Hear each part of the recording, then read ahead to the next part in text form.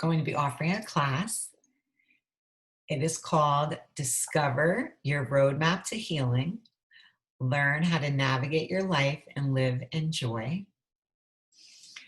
I am so excited about it.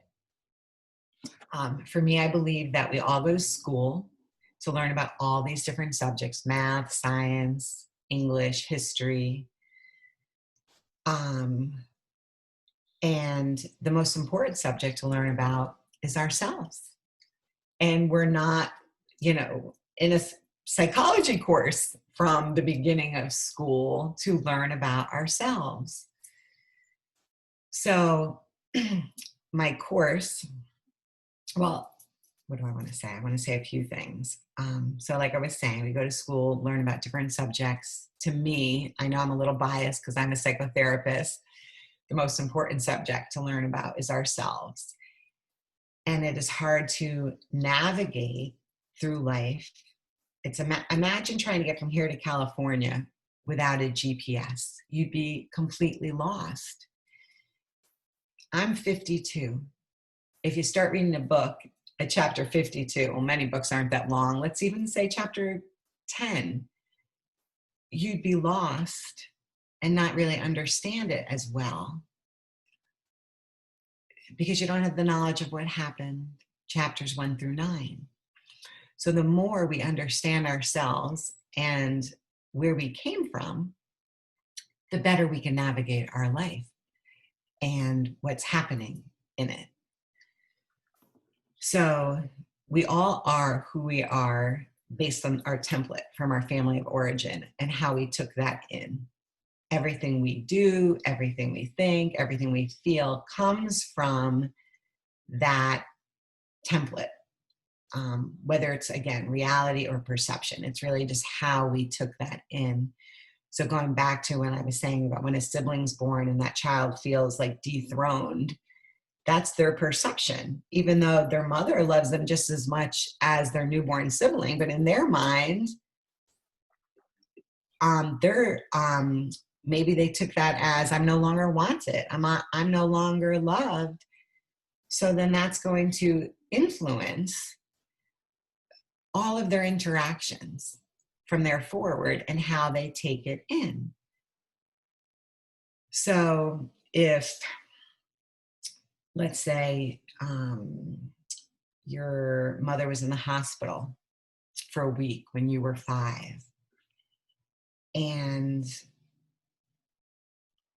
that was very traumatic for you because you didn't have a sense of security because she wasn't there. So then fast forward 20 years and you're waiting for your friend to go out to dinner and she's 20 minutes late and you start to panic. Oh my God, what happened to her?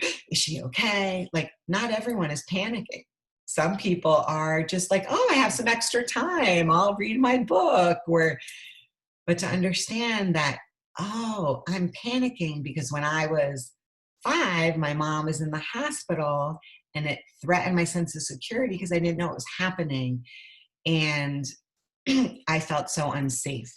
So that is going to come up in this experience because your brain goes back to those traumatic moments. And again, it's an opportunity to look at what that was like for that little child inside of you and heal, because at that moment in time, either you didn't have the support or you were too little to work through that. So it allows you to work through it and get back in touch, more connected to your essence. So the first part of my class is really helping people to understand that, their template, how it influences everything. Helping them to thread back, to look at their present, any situation that's happening, how to thread it back to their past, and many tools to help people to heal that child pain within. So my course is going to be 6 weeks in length, and really I'm hoping to just plant a lot of seeds for a lot of people to help them really to understand. Many people think, oh, I'm just a worrier, or oh, I've always been anxious. Oh, depression runs in my family. And you don't have to live that way. It does not have to be that way. And a lot of people don't understand. And I know there's the nature versus nurture. And yes, some of us are more predisposed to anxiety or depression, but it doesn't mean that we have to live that way. I myself used to be anxious and depressed all the time. That is not my usual state anymore. It's maybe 5% of the time as I've peeled back the layers of the onions, of the onion. Mm-hmm.